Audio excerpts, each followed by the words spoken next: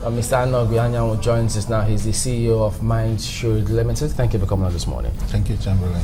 Well, from the look of things, it's not going to be anytime soon that the earth will become the paradise of workers, because as we speak, we do know that the states, I think, on the verge of another bailout from the executive.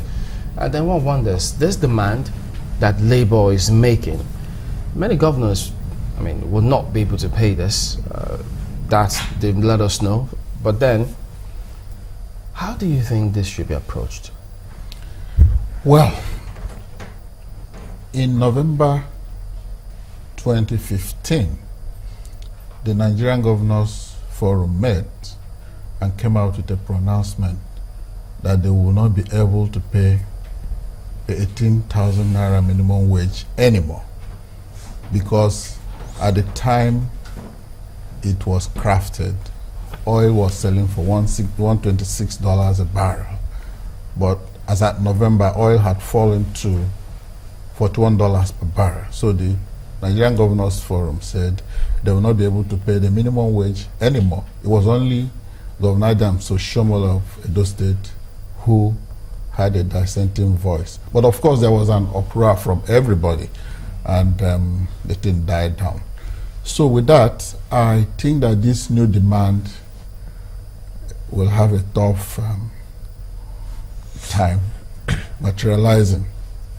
But however, the good thing about the new demand is that when the negotiations were made, I think in 2010, when the new minimum wage act came into place, there was an agreement that the minimum wage will be reviewed more regularly. In the past, it used to be every 10 years. But after that negotiation, it was agreed that it will be reviewed every 5 years. So 5 years is up now, and I think that's what Labour is saying. It is time to start the negotiations. I think that the 56,000 they're asking for right now will not likely fly. But there may be need to adjust the minimum wage, because the first minimum wage act was passed in 1981 during the Shagari presidency. Then minimum wage was set at 125 naira per month. That was the minimum wage. This was increased during the Babangida era in 1990 to 250 naira per month. In 1981, when the law was passed and minimum wage was 125 naira per month, the equivalent in dollars then was $150. So if you disregard dollar inflation and just look at what is $150 today at the official exchange rate, that would be like about 30,000 naira. And I think that's what Governor Oshiomhole has done to look at, okay, so, between $90 and $150, and he said he will pay $25,000. But I also have 25,000 naira, sorry. But I also have a problem with that. Because Governor Oshiomhole is on his way out. So what is he trying to do? Is he trying to set up the new governor that will come in? Is this new minimum wage in their 2016 budget? I don't know. I also am aware that the governor of, I think, one of the states in the north, during the May Day celebration, said they will start implementing the 18,000 minimum wage, which means that before now, that state, has not been implementing it. So I think there's a challenge with getting 56,000 naira minimum wage. But the thing about that accepted. is that, but it's a good point to start the negotiation between the tripartite committee of labor, government, organized, private sector. Because eventually they may not settle for 56. Yeah, they may find themselves in middle ground. Somewhere in between 18 and 56. And my prediction, it should be anything between 25 and 30. But that also still creates a problem, Because can the states pay? I think they can pay if they adjust what they are doing and they tell everybody that, listen, we are all in this economy. Public, office holders cannot be any jumbo money. And then the workers who do the day-to-day work are asked to go home hungry. Today's 18,000 naira a month is 600 naira a day for a 30-day month.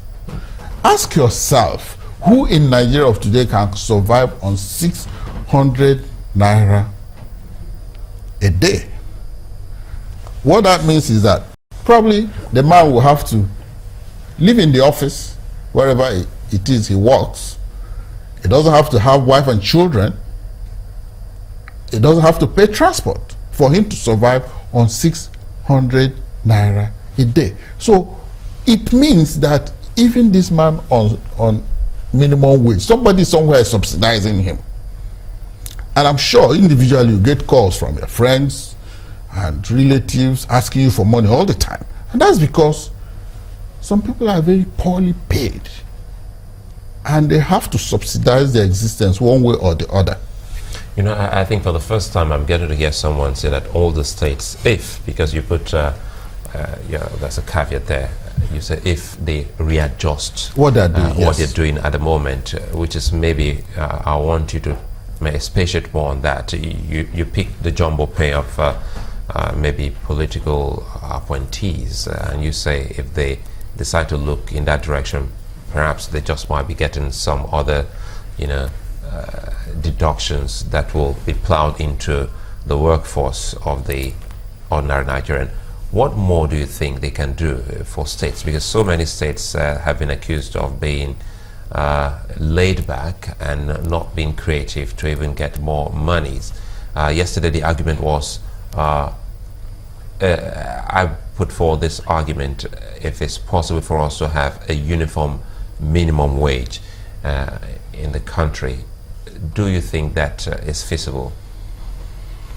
Okay. In 1963, I think there was an European, Morgan, who came up with a proposal to, do minimum wage according to geographical areas, And you also find out, when I was in the bank, we had bands of allowances for per diem for Port Harcourt, Abuja, Lagos, different from the rest of the state capitals and different from other cities that are not state capitals. So you find out that if, for example, you travel to Abuja, you know that hotel rates are high in Abuja.